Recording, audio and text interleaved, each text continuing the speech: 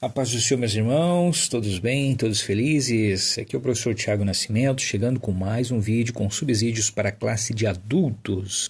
Hoje chegamos aqui ao sábado que antecede a lição de número 5.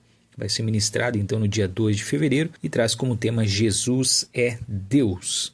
O texto áureo se encontra no Evangelho de João, capítulo 1, versículo 1. No princípio era o verbo estava com Deus e o verbo era Deus. Verdade prática, a divindade de Jesus está muito clara e direta na Bíblia, além de ser revelada no seu ministério terreno, na manifestação dos seus atributos e obras divinas. Queridos, o professor Ezequias Soares, comentarista dessa lição, neste capítulo 5, está tratando então da heresia do arianismo. Essa que foi uma das grandes controvérsias da história da igreja, talvez tenha sido a primeira grande controvérsia que ensejou o concílio de Nicéia. Então, o primeiro grande concílio que nós temos notícia, ele foi justamente convocado pelo imperador Constantino para resolver as divergências que estavam acontecendo na igreja, então, justamente devido ao arianismo. Mas tudo isso, com certeza, você já estudou, já se preparou nesta semana e nós vamos então neste vídeo apenas trazer aqui uma sugestão de metodologia ativa, a dinâmica que você vai trabalhar aí com seus alunos, justamente visando então um aprendizado mais efetivo. Para você que busca um subsídio a mais, a nossa leitura bíblica em classe vai tratar aqui do Evangelho de João e eu gravei aqui para a lição 3 um comentário, um breve comentário tratando a respeito do Evangelho de João, de como ele destacava essa questão da divindade de Jesus, comparando ele com os evangelhos sinóticos. Então, se você ainda não assistiu esse vídeo, vou deixar o link aqui na descrição, também aparecendo aqui agora na tela, e lá no final, como um vídeo sugerido ao final desse, você pode então assistir para também pegar ali mais algum subsídio para tratar aqui da leitura bíblica em classe, esse texto precioso do Evangelho de João. Mas meu objetivo nesse vídeo então é trazer uma sugestão de abordagem dinâmica voltada sempre aqui às metodologias ativas. Você que já conhece o nosso canal sabe que esse é o nosso foco, sempre buscar aqui metodologias ativas. E para você que não sabe o que são, metodologias ativas são estratégias de ensino em que o aluno é o protagonista do seu próprio aprendizado.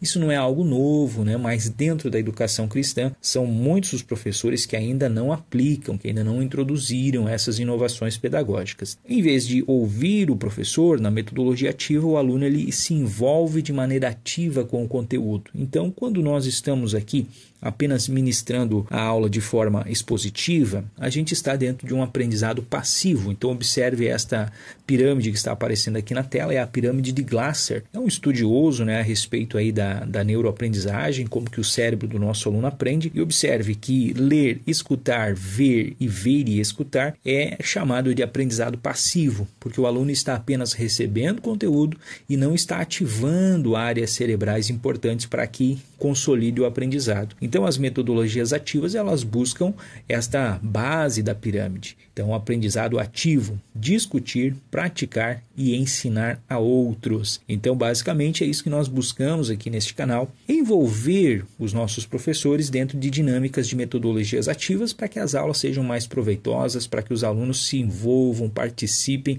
ativamente ali com o conteúdo.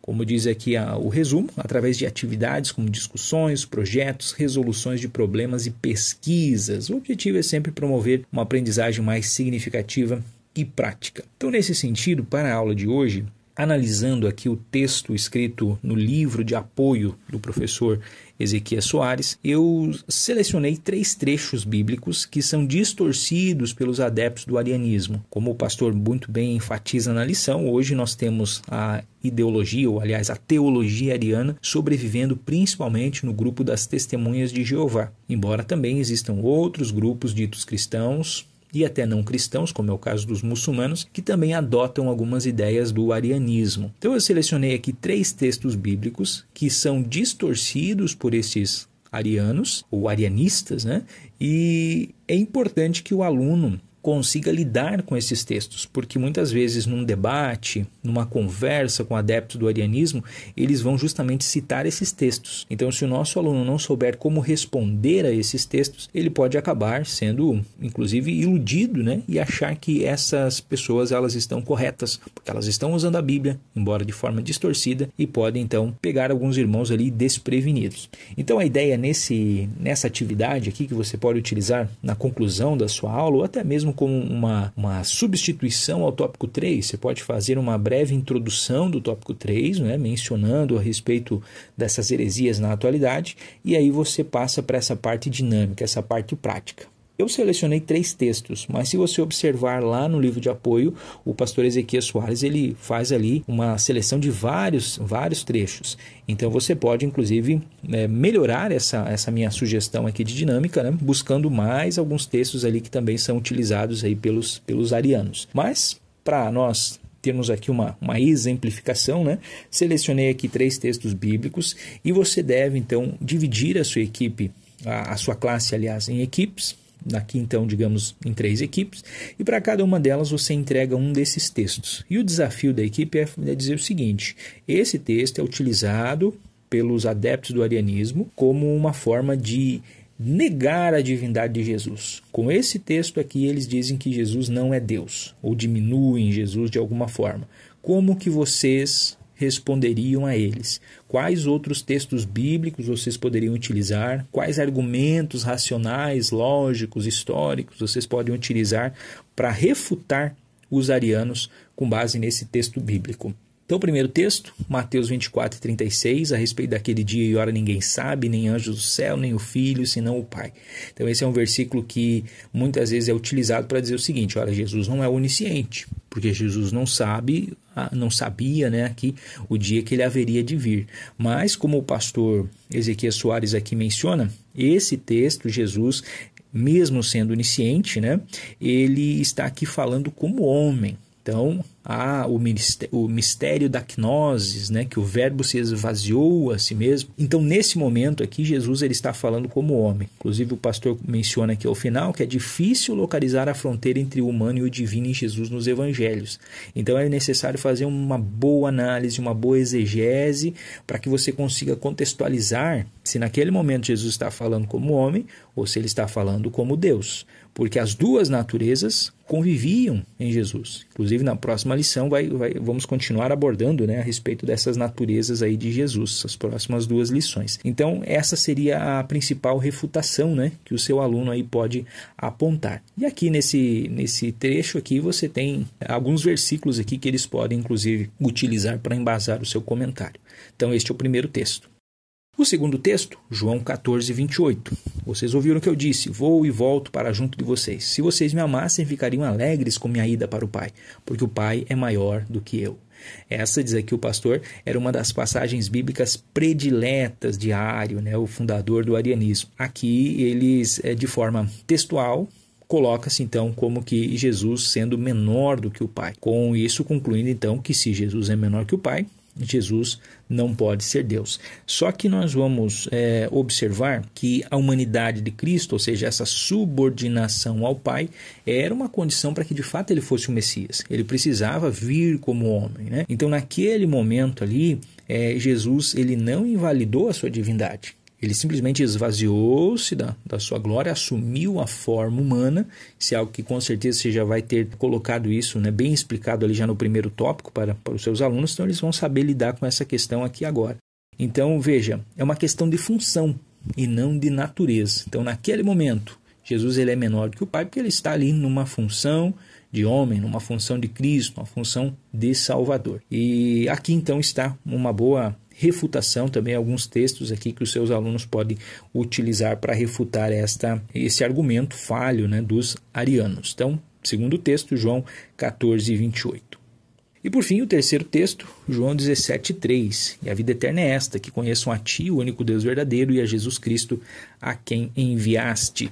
Essa é uma das passagens preferidas aqui do Ario e das Testemunhas de Jeová. Utilizam bastante este versículo aqui para dizer, olha, Jesus não é Deus, porque aqui está dizendo, né, que o único Deus verdadeiro e a Jesus Cristo. Então, separando Jesus e Deus. Então, como que Deus então fosse apenas o Pai e Jesus sendo uma pessoa distinta, que ele não seria Deus. Mas nós já estudamos na lição anterior a respeito da Trindade, então o seu aluno que prestou atenção, ele vai certamente conseguir refutar facilmente, né, essa questão aqui, se apoiando na ideia da Trindade. E aqui também o pastor Ezequiel Soares apresenta uma série de versículos que podem ser citados aí pelos seus alunos, né, para refutar esta noção de que Jesus e Deus não sejam Deus, né? Então, o comentarista conclui aqui que o texto de João não se refere ao simples conhecimento cognoscível, né?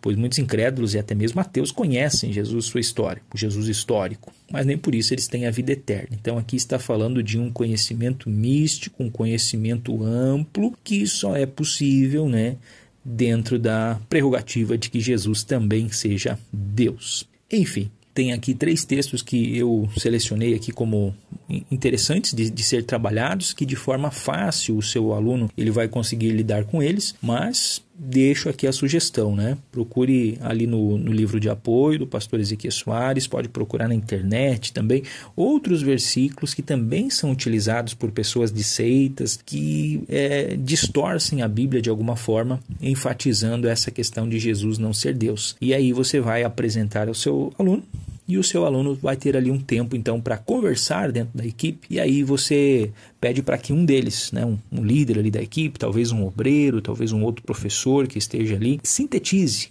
faça um resumo para a classe de como que vocês refutariam aquele versículo distorcido ali pelos arianos.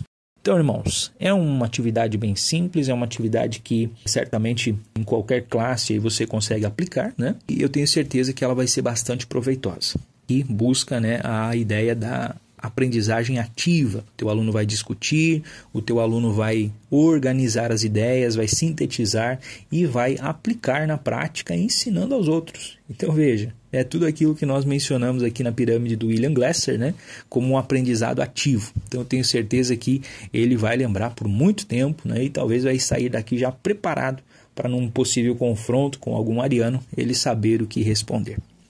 Queridos, este foi o vídeo de hoje. Espero que tenha te dado aí ideias, né, de como apresentar essa lição aí para a sua classe. E se você gostou, mais uma vez eu peço que você se inscreva aqui no canal, compartilhe esse vídeo para outros professores e vamos juntos aí fortalecer a Escola Bíblica Dominical aqui no YouTube. Certo, queridos? Um forte abraço, que Deus o abençoe e nos vemos no próximo vídeo.